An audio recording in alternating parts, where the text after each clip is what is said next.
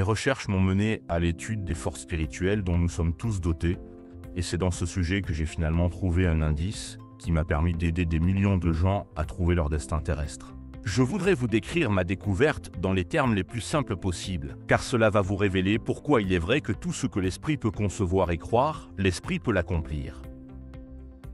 Quel que soit le nombre de fois où vous pouvez avoir échoué par le passé, quel que soit votre but ou bien vos espérances, j'ai entrevu le premier aperçu de cette loi profonde qui fournit les moyens par lesquels nous pouvons choisir notre but personnel dans la vie et l'atteindre.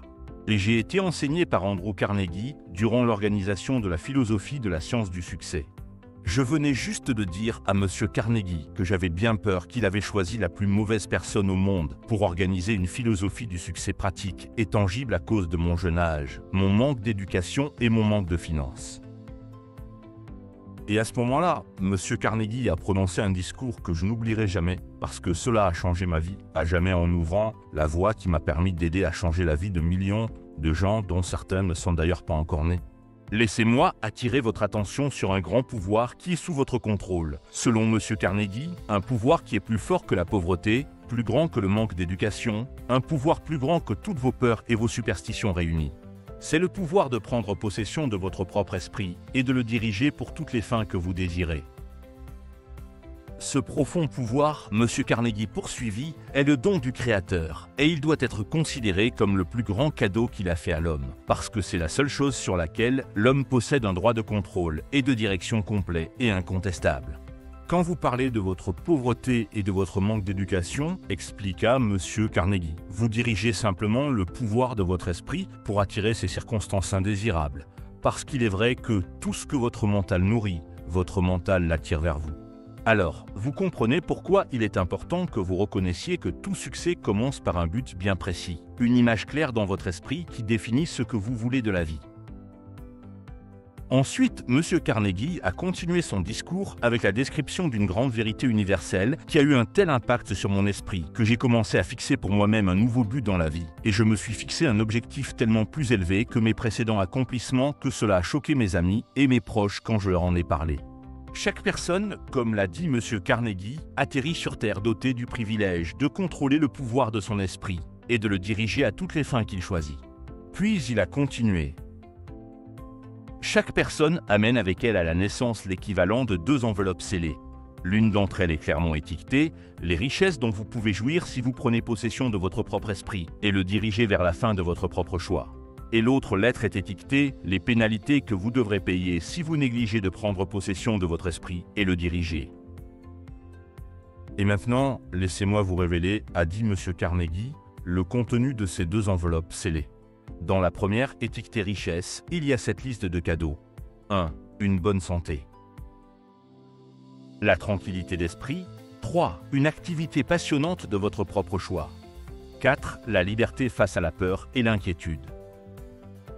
5. Une attitude mentale positive.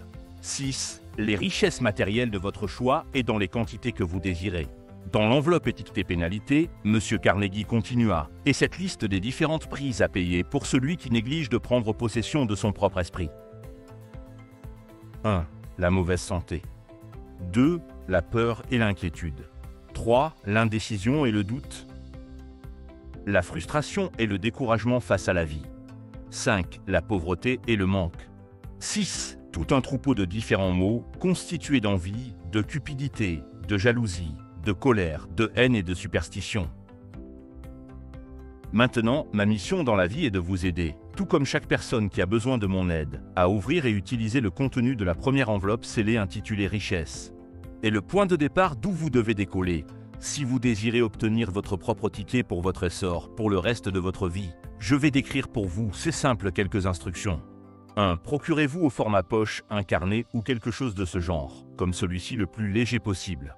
Et sur la page numéro 1, écrivez une claire description du désir principal de votre vie, des circonstances, une position sociale ou des choses que vous pourriez accepter comme votre propre vision du succès.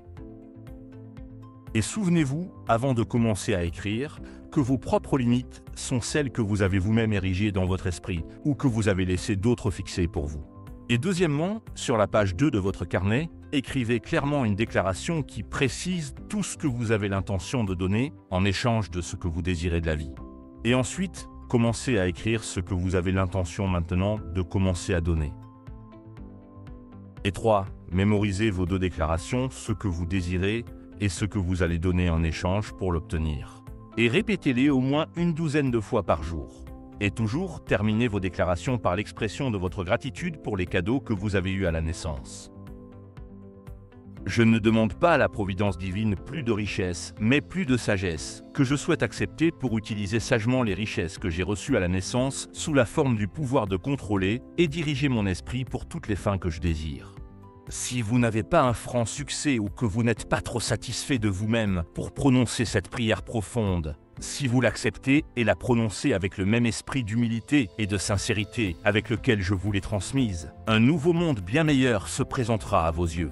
Un monde où vous verrez se refléter les circonstances et les choses que vous et vous seul avez créées. Et maintenant, laissez-moi terminer notre première visite avec mon expression favorite de gratitude. Aux divines providences, je ne demande pas plus de richesse, mais plus de sagesse, pour faire meilleur usage des richesses que tu m'as données à la naissance, qui résident dans le pouvoir de contrôler et diriger mon propre esprit pour tous les rêves que je désire.